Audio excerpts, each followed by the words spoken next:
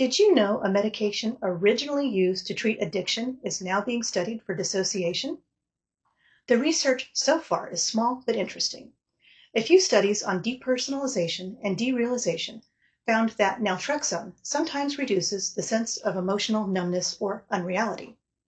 The idea is that it gently blocks part of the brain's opioid system, which can become overactivated during trauma responses that cause detachment.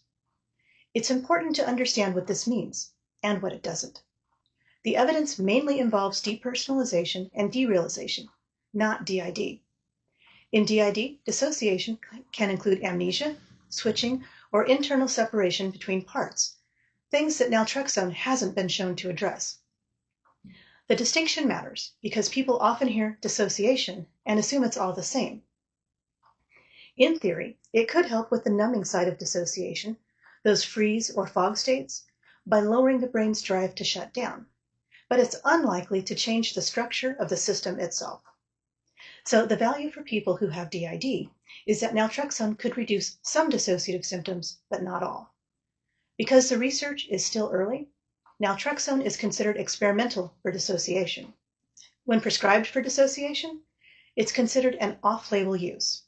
It's not a substitute for trauma-informed therapy, parts work, or stabilization for people who have DID.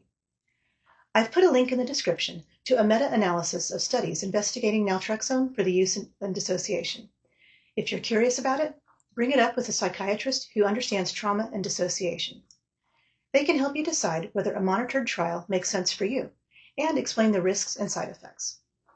The takeaway: naltrexone may someday become a helpful adjunct, but for now, the core of healing DID is safety, self-understanding, and connection.